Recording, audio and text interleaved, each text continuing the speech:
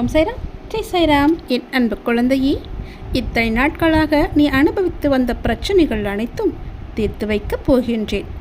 இன்னும் கொஞ்சம் பொறுமையாக இரு. அவசரப்படாதே. எதற்கும் நீ அவசரப்படக்கூடாது. நீ நினைத்தது அனைத்தும் வரிசையாக நடக்கப் போகிறது. அதற்கான ஏற்பாடுகள் நடந்து கொண்டே இருக்கிறது. நான் எப்போதும் உன் பிரச்சனைக்காக எல்லா வழியையும் நான் தீர்த்து வைப்பதற்கான முழு முயற்சியில் ஈடுபட்டு கொண்டிருக்கின்றேன்.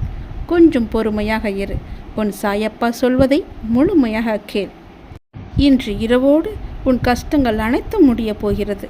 நாளைய விடியலில் பெரும் மகிழ்ச்சி, மிக பெரிய சந்தோஷம் உனக்காக காத்திருக்கிறது மகளே. நீ எதிர்பார்த்த விஷயம்தான் இப்போது வந்திருக்கிறது. நீ எதை எதிர்பார்த்து காத்திருந்தாயோ, எந்த செய்தி வந்தால் என்னுடைய மனம் நன்றாக இருக்கும், எனக்கு ஒரு புத்துணர்ச்சி கிடைக்கும், என் வாழ்வில் ஒரு நம்பிக்கை பிறக்கும் என்று எதிர்பார்த்து காத்திருந்தாயோ, அந்த விஷயமே இப்போது வந்திருக்கிறது. உனக்கு நல்ல செய்தி சொல்ல நான் வந்திருக்கிறேன். நீ நினைத்தது எல்லாமே, நீ எதிர்பார்த்த விஷயம் நல்லபடியாக நடக்க இப்போதே இதை உடனே கேள். உனக்கு பேரின்பம் காத்திருக்கிறது. பேரின்பம் உன்னை தேடி வரப்போகிறது. இப்பொழுதே நான் சொல்வதை கேட்டால் உனக்கு எல்லையற்ற மகிழ்ச்சி கிடைத்துவிடும். அவ்வளவுதான் உன்னுடைய வாழ்க்கை முடிந்துவிட்டது என்று உன்னை சுற்றி உள்ளவர்கள் பயமுறுத்தினாலும் ஒரு முறை உன்னுடைய ஆள் மனதை நீ கேட்டுப்பார். உன்னால் முடியும் என்ற ஒரு சிறு நம்பிக்கையை அது உனக்கு கொடுத்திருக்கும் அல்லவா? அப்படி அது உனக்கு கொடுத்தால் போதும், உன்னால் நிச்சயமாகவே மீண்டு வர முடியும். எப்பேற்பட்ட கவலை வந்தாலும் தூசியை தட்டி விடுவது போல தட்டிவிட்டு நீ போய்கொண்டே இரு. அதை நீ பத்திரப்படுத்தி வைத்துக் கொள்ளாதே. எதையும் தட்டிவிட்டால்தான் அது உனக்கு நல்லது. உன்னுடைய கவலைகளை தூரத்திலேயே வைத்துக்கொள், அருகில் நீ வைத்துக் கொள்ளாதே. எப்பேற்பட்ட கவலையிலிருந்தும் உன்னால் நிச்சயம் மீண்டு வர முடியும். இன்பத்தை மட்டும் உன் அருகில் வைத்துக்கொண்டு உன் துன்பத்தை தூரமாகவே வைத்து பார்க்க பழகிக்கொள். உன்னுடைய மனதில் இதுவரை மற்றவரின் ஆதிக்கம் அதிகமாகவே இருந்தது அல்லவா? இனி உன்னுடைய ஆதிக்கம் ஆரம்பமாக போகிறது. உன்னுடைய வாழ்க்கை மேலே கொண்டு வர ஒரு சிறு துரும்பாக ஏதோ ஒரு வகையில் கிடைக்கும் உதவியோ, துணையோ, பணமோ, ஆறுதலோ, நம்பிக்கை வார்த்தைகளோ உன்னை அது நிச்சயம் மேலே கொண்டு வரப்போகிறது. இதில் நான் சொன்ன ஏதாவது ஒரு உதவி உனக்கு நிச்சயம் கிடைக்கும். அது எப்படி வேண்டுமானாலும் இருக்கலாம். தனி ஒருவனாக இருந்தாலும் தன்னம்பிக்கை கொண்டு நீ ஜெயித்து வரப்போகிறாய். இது நிச்சயம் சாத்தியமாகும். இனிதான் உன்னுடைய வாழ்க்கை மேலோங்க போகிறது. உன் வாழ்க்கை முடிந்து விட்டது என்று யார் சொன்னாலும் அதை காதில் வாங்கிக் கொள்ளாதே. தட்டிவிட்டு கொண்டு போய்கொண்டே இரு. உனக்கு அங்கு வெற்றி இலக்கு காத்து கொண்டிருக்கிறது. நல்ல வாழ்க்கை நிறைந்திருக்கிறது. அதை வேண்டாம் என்று சொல்லிவிட்டு இவர்களிடம் வந்து சேர்ந்து கொள்ளாதே. உன் அப்பா சொல்வது உன்னுடைய நன்மைக்காக. யார் பயமுறுத்தினாலும் அதை கண்டு கொள்ளாதே. உன்னுடைய ஆதிக்கம் தலை தூங்கப் போகிறது. யாராவது வந்து ஒரு சிறு துரும்பாக உனக்கு உதவி செய்வார்கள். அது எப்பேற்பட்ட உதவியாக இருந்தாலும் அந்த உதவியை நீ ஏற்றுக்கொள். அவர்களை நீ உதாசீனம் செய்து விடாதே. எல்லாம் சரியாக போய்கொண்டிருக்கிறது. வெற்றி பெறுவதற்கான வாய்ப்புகள் நிறையவே வந்து கொண்டிருக்கிறது. அதற்கான முழுமையான காலகட்டத்தில் தான் இப்போது நீ இருந்து கொண்டிருக்கின்றாய். இந்த காலகட்டம் உனக்கானது. உன் வாழ்க்கை மேலோங்க போகிறது. அதற்கான ஏற்பாடுகளை எல்லாம் நான் செய்து விட்டேன். உன்னுடைய வாழ்க்கையில் அதை நான் கொண்டு வரப்போகிறேன். எப்போதும் நீ தயாராகவே இரு. அது எந்த நொடி வேண்டுமானாலும் உன் வாழ்க்கையில் வந்து விடலாம். அப்பா சொல்வது உண்மையாகவே நடக்கும். உன்னுடைய வாழ்க்கையில் உன் நேர்மறை எண்ணமும் உன் மீது அன்பு வைத்தவர்களும் உனக்காக செய்கின்ற பிரார்த்தனைகள் நிறையவே இருக்கின்றன. முழுமையான அன்பு வைத்தவர்கள் தான் அவர்கள். உன் கூடவே இருப்பவர்கள் தான் அவர்கள். அவர்கள் உன்னை பற்றியே நினைத்து கொண்டிருக்கின்றார்கள். அவர்கள் உனக்காக நிறையவே பிரார்த்தனை செய்து கொண்டிருக்கிறார்கள். அவர்கள் எல்லாம் சேர்ந்து உன்னை வெற்றியை நோக்கி அழைத்து செல்ல போகிறார்கள். மகிழ்ச்சியாக இரு. நமக்காக யாருமே இல்லை என்று கவலைப்பட்டு கொண்டிருந்தாய் அல்லவா? உன்னுடைய அன்பான உறவு, உன்னை சுற்றியுள்ள அன்பான உறவுகள் எல்லாம் உனக்காகவே இருக்கின்றன. பொய் உறவை நம்பி உண்மையான அன்பை நீ தொலைத்து விடாதே. உன்னை வெற்றி பெறுவதற்கான காலகட்டம் இது. யாரையும் எளிதில் நம்பவும் கூடாது, யாரையும் எளிதில் நம்பாமல் இருக்கவும் கூடாது. நீதான் அறிந்து புரிந்து நடந்து கொள்ள வேண்டும். உன் அப்பாவின் உண்மையான அன்பை நீ புரிந்து கொண்டாய் அல்லவா? அதுபோலவே மற்றவர்கள் அன்பையும் புரிந்து கொள். சிலர் உன்னிடம் முகமூடி போட்டுக்கொண்டு பழகலாம். அந்த முகமூடியை நீ யார் என்று தெரிந்து கொண்டு நீ உண்மையான அன்பு வைக்க வேண்டுமா என்று யோசித்து பிறகு நீ செய். என் பிள்ளையான உனக்கு தேவையானதை என்னிடம் மட்டுமே நீ கேள். அதை உன்னிடம் நான் கொண்டு வந்து சேர்ப்பேன். எங்கும் எப்போதும் எவரிடமும் நீ கெஞ்சக்கூடாது. உன்னை கெஞ்சும்படி நான் வைக்கவும் மாட்டேன். உன் தேவைக்காக எல்லாவற்றையுமே நான் செய்து தருகிறேன். உன்னுடைய வாழ்க்கையில் தேவை என்பது இல்லாத அளவுக்கு பல நல்லதுகளை நான் கொண்டு வந்து சேர்க்கிறேன். நீ என்னுடைய குழந்தையாகிவிட்டாய். என்னை நீ முழுமையாக நம்பிவிட்டாய். அப்படி இருக்கும்போது நான் கைவிட்டு விடுவேனா என்ன? நீ என்னுடைய செல்லமான அன்பான உயிரான குழந்தை அல்லவா? நீ எதிர்பார்த்த விஷயம் உன் மனதில் அவ்வப்போது ஏதோ ஒரு நறுடலை ஏற்படுத்தி கொண்டே இருக்கிறது. நாம் எதிர்பார்த்து கொண்டிருக்கும் விஷயம் எனக்கு நல்லபடியாக நடக்குமா நடக்காதா, யாராவது வந்து அதை இடைஞ்சல் பண்ணுவார்களா என்று உனக்குள்ளே ஒரு பெரிய குழப்பம் நடந்து கொண்டே இருக்கிறது. அந்த குழப்பத்தை எல்லாம் தீர்ப்பதற்காகத்தான் நான் வந்திருக்கின்றேன். நிச்சயம் நடக்கும். உன் வாழ்க்கையில் நீ எதிர்பார்த்தது போலவே உன் வாழ்க்கை நல்லபடியாக அமையும். உனக்கு பேரின்பம் காத்து கொண்டிருக்கிறது என்று சொன்னேன் அல்லவா? அது இன்னும் 2 நாட்கள் தான். 2 நாட்களில் அந்த பேரின்பத்திற்கான முதல் அறிகுறி உன்னை வந்து சேரும். இதை நீ உடனே கேட்டு நான் சொல்வது போலவே செய். எதை பற்றியும் நீ சிந்திக்காதே. ஏனென்றால் நீ என்னை உன்னுடைய அண்ணனாகவோ தந்தையாகவோ தோழனாகவோ பல உறவுகளாகவோ ஒரு நல்ல குருவாகவும் நினைத்து கொண்டிருக்கின்றாய் அல்லவா? முன் ஜென்மத்தில் நீ என் மீது கொண்டிருந்த பாசமும் பக்தியும் தான் உன்னை இப்போதும் என்னுடைய உறவாய் நினைக்க வைக்கின்றது. நம்முடைய பந்தம் இன்றோ நேற்றோ வந்ததல்ல. அது காலம் காலமாக வந்தது. அது உனக்கு தெரியாது. இது எனக்கு மட்டுமே தெரிந்த உண்மையான ஒரு ரகசியம். அதை இப்போது நான் சொல்கிறேன். நீ எப்போது என்னை பார்க்க வந்தாய்? இந்த ஜென்மத்தில் என்று நினைக்கிறாயா? கிடையாது. நம்முடைய பந்தமானது ஜென்மம் ஜென்மமாக பல 100 வருடங்களாக உனக்கும் எனக்கும் இன்பம் துன்பம் என எல்லாவற்றிலுமே பங்கு இருக்கின்றது. ஏனென்றால் நீயும் நானும் ஒன்று. நம்முடைய பந்தமானது இன்றோ நேற்றோ உருவானது அல்ல. அது எனக்கு தெரிந்த ரகசியம். இது உனக்கு அறியாது. நீ எப்போது புதிதாக பூத்த மலராக இருக்கின்றாய். நானோ பழைய மலர். அதனால்தான் எல்லாமே எனக்கு தெரிகிறது. நீ என்னை எப்படி பார்த்தாலும் அப்படியே நான் உனக்கு தெரிவேன். என் மீது கொண்டிருந்த பாசமும் பக்தியும் உன்னை எப்போதும் என்னுடன் இணைத்து வைத்து கொண்டே இருக்கும். நீ எந்த உறவாக என நினைத்தாலும் அந்த உறவாக நான் உனக்கு தேவையானவற்றை எல்லாமே நிச்சயம் செய்து தருவேன். ஆனால் அதே நேரம் அந்த உறவுக்குள்ள கண்டிப்பும் நான் நிச்சயம் செய்வேன். நீ ஒரு தவறு செய்தால் அது நிச்சயம் நான் எதிர்த்து கேட்பேன். உன்னை தண்டிப்பேன். அது எல்லாம் உன்னுடைய நன்மைக்காக மட்டுமே. எனக்கு உன் மீது நிறையவே உரிமை இருக்கிறது. அண்ணனாகவோ அப்பாவாகவோ உன்னை நல்ல வழிப்படுத்துவேன். உனக்கு நெருப்பு வளையமாக நான் பாதுகாத்து கொண்டிருப்பேன் உன்னை சுற்றி. சில நேரம் அந்த நெருப்பின் வெம்மை உன்னை சுடும். ஆனால் உன்னை தாக்காது. சுடுகிறதே என்று அன்று தாண்டி வெளியில் நீ போகிவிடாதே. நெருப்பினால் உள்ளே வர முடியாத பல எதிர்மறைகள் எல்லாம் நீ வெளியே சென்றால் உன்னை நிச்சயம் தாக்கிவிடும். என்னுடைய பாதுகாப்பு வளையத்திற்குள்ளேயே நீ எப்போதும் இருக்க வேண்டும். சில துன்பங்கள் உன்னை பிடிக்கலாம் என்று பார்த்து கொண்டிருக்கிறது. அதனால் என் பாதுகாப்பு வளையத்தை விட்டு எங்கும் நீ வெளியே போகிவிடாதே. பொறுத்திரு. உனக்கான நல்ல காலம்தான் இது. நான் எல்லாவற்றையுமே சரி செய்கிறேன். உனக்கு துணையாக நான் இருக்கின்றேன். எப்போதுமே எங்குமே நான் இருப்பேன். யாருமின்றி தனியாய் நிற்கதியாய் நிற்கிறேன் என்று கலங்கிக் கொண்டிருக்கின்றாய் அல்லவா? அந்த கலக்கமெல்லாம் இனி உனக்கு வேண்டாம். உனக்கு பூர்வ ஜென்ம புண்ணியம் நிறையவே இருக்கிறது. நிறைய பாக்கியங்கள் இருக்கிறது. அதனால்தான் நான் உன்னை என் பிள்ளையாக தேர்ந்தெடுத்திருக்கிறேன் இந்த ஜென்மத்தில். நீயோ என்னை ஒரு நல்ல குருவாக, கடவுளாக, அண்ணனாக, ஒரு சாமியாக எப்படி வேண்டுமானாலும் என்னை ஏற்று அதன் வழியே நீ நடத்தி கொண்டிருக்கின்றாய் அல்லவா? அதனால் உனக்கு எந்த தீங்கும் ஏற்படாது. தனியாக நிற்கவில்லை. உனக்கு துணையாக நான் இருக்கின்றேன். நான் உனக்கு எப்போதுமே துணை இருந்து கொண்டே இருப்பேன். என்னுடைய துணையானது உன்னுடைய வாழ்க்கை முழுவதுமே இருக்கும். பயப்படாதே. எல்லாம் நல்லதாகவே நடக்கும். உனக்கு தேவையானதை நானே செய்து தருகிறேன்.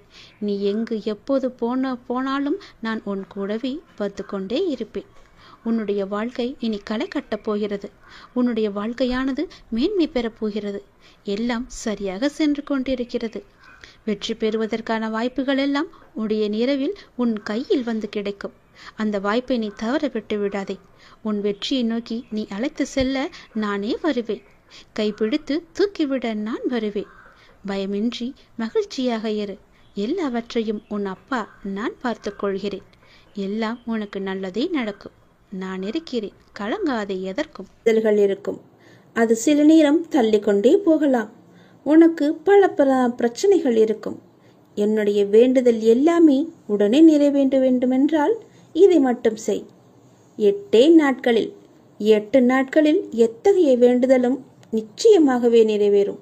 மிகப்பெரிய சக்தி வாய்ந்தது இது. 8 நாட்களில் உன்னுடைய பிரார்த்தனை பலிக்க இதை மட்டும் செய்.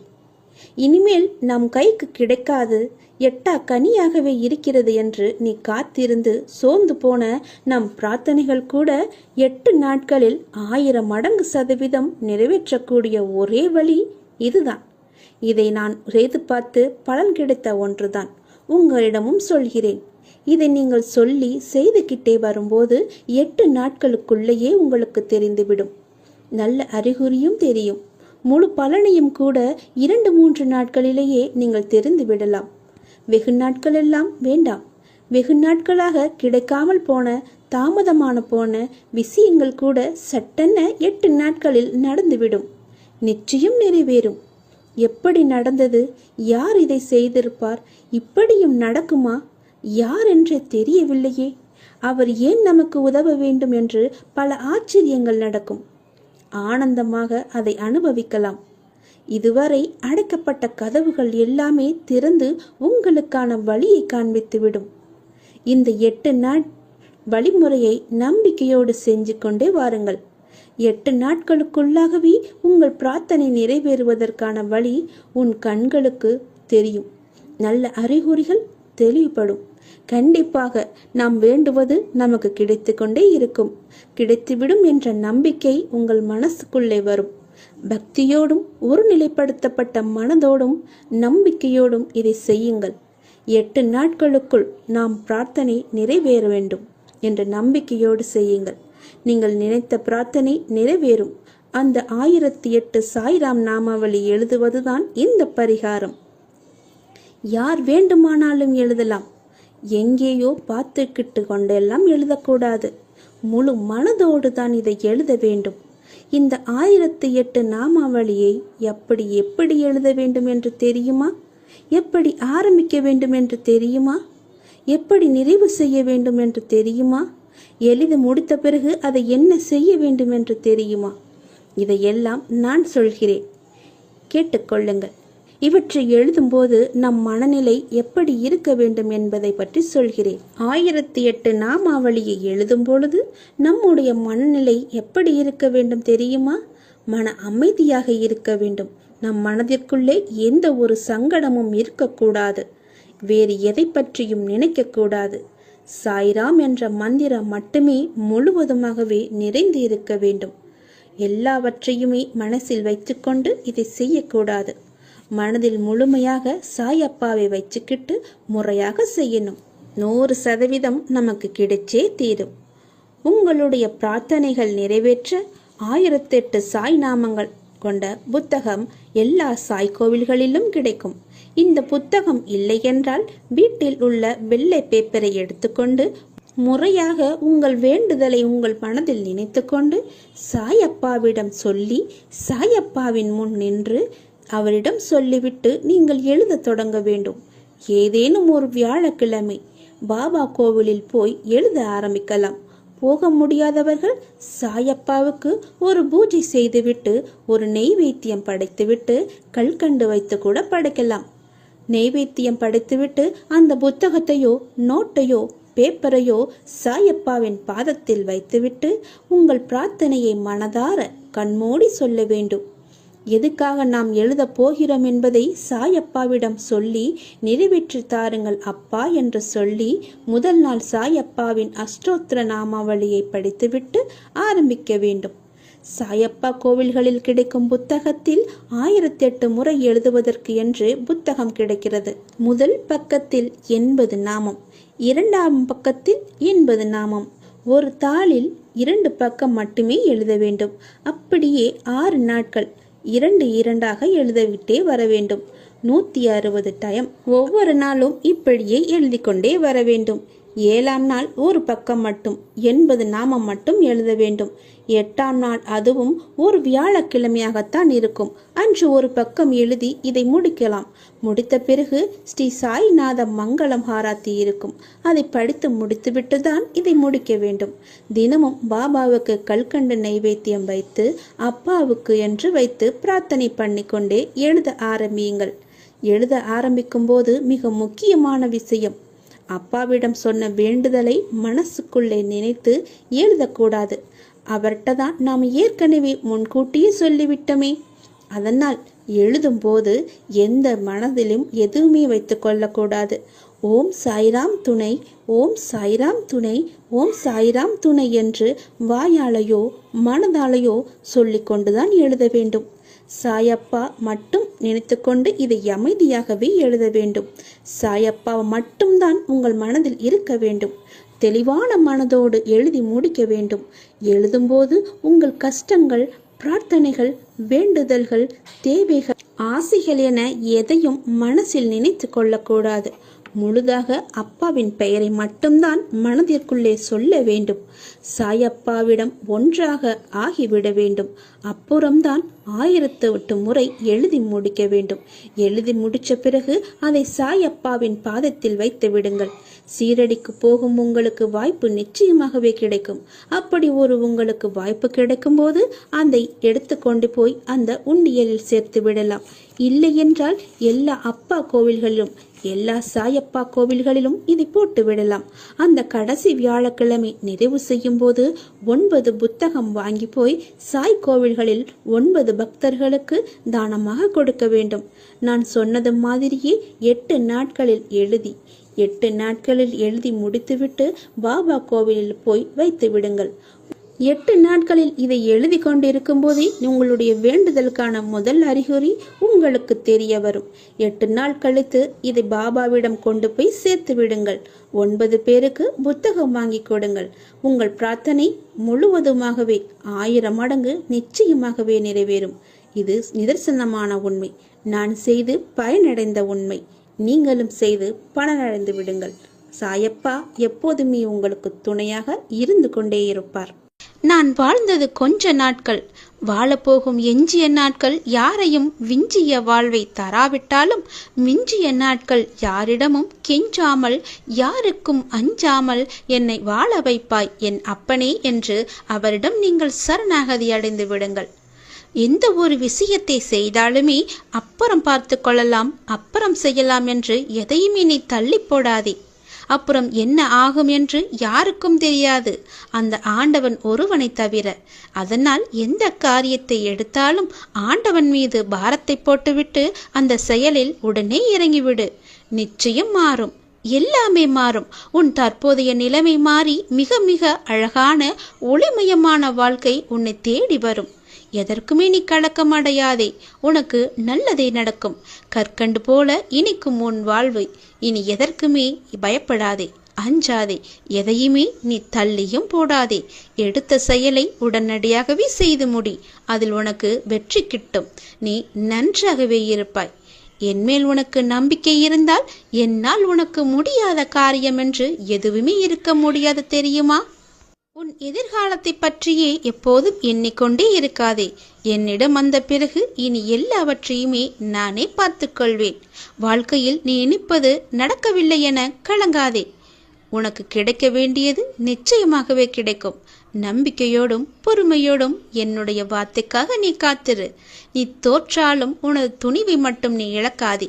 உடலில் உயிர் உள்ளவரை உனக்கு சாதிப்பதற்கான சந்தர்ப்பங்கள் கிடைத்து கொண்டேதான் இருக்கும். நம்பிக்கையுடன் எழுந்து அந்த நாளை நீ துவங்கிப்பார். என்னுடைய ஆசீர்வாதத்தோடு அதை நீ போராடிப்பார். உன்னுடைய போராட்ட களத்தில் நீயே வெற்றி பெறுவாய். உண்மையான உறவுகளுக்கு விட்டு கொடுங்கள். ஏனென்றால் அதுதான் பாசம். உறவென்னும் பெயரில் உங்களை உபயோகப்படுத்தி கொண்டே இருப்பவர்களை விட்டு உடனே விலகுங்கள். ஏனென்றால் அதுதான் வேஷம். பாசத்திற்கும் வேஷத்திற்கும் இடையே நீ சிக்கிக் கொள்ளாதே. பாசம் எது வேஷம் எது என அறிந்து சுதாரித்துக்கொள். நம்பிக்கையோடு நீ உன் கடமையை மட்டும் செய். உனக்கான அந்த நல்ல நாள் நிச்சயமாகவே உன்னை தேடி வந்து கொண்டே இருக்கிறது என் தங்கமே. உன் சூழ்நிலையில், இன்றைய சூழ்நிலையில் நீ பணம் இல்லாமல் நீ தவித்துக் கொண்டிருக்கலாம். ஆனால் நிச்சயமாகவே உன்னுடைய கடன் பிரச்சனை எல்லாவற்றையுமே முடித்து கொடுப்பது என்னுடைய பொறுப்பு. அந்த முடிக்கும் நேரத்தையும் நீ தொட்டு விட்டாய். ஒருபோதுமே நீ கலங்காதே. உன்னை நான் கைவிடவே மாட்டேன். இந்த சூழலில் எனக்கு இத்தனை ரூபாய் பணம் கிடைத்தால் நன்றாக இருக்கும் என்று உன் மனதில் தோன்றுகிறது அல்லவா?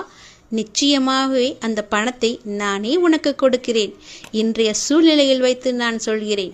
நிச்சயமாகவே உன்னுடைய கடன் பிரச்சனைகள் எல்லாவற்றையுமே நானே தீர்த்து வைக்கிறேன். நீ நிம்மதியாகவும் ஆனந்தமாகவும் மட்டும் இரு. நிம்மதியையும் ஆனந்தத்தையும் வெளியே போய் தேடாதே. அதை நான் உனக்குள்ளேதான் வைத்திருக்கிறேன். எங்கு தேடினாலும் அது உன் கண்ணுக்கு புலப்படாது. என்னிடம் கேட்டாயல்லவா உன் பணப்பிரச்சனையை தீர்ப்பதற்கு? அதை நானே நிவர்த்தி செய்துகிறேன். கடவுளிடம் எதையுமே வேண்டிக் கொள்ளாமல் நன்றி மட்டும் சொல்லிவிட்டு வாருங்கள். உங்களுக்கு தேவையானதை அவர் தானாகவே செய்து தருவார். உனக்கு வேண்டியதை அவரே கொடுப்பார். உன் வேண்டுதல்கள் என்றே நிறைவேறும். நீ நல்ல செய்தியை உடனடியாகவே கேட்பாய். உன்னை தேடி ஒருவர் வருவார். அவரிடமிருந்து அந்த நல்ல செய்தியை பெற்றுக்கொள். உன்னுடைய பணப்பிரச்சனை இன்றே கூட தீர்ந்து விடலாம்.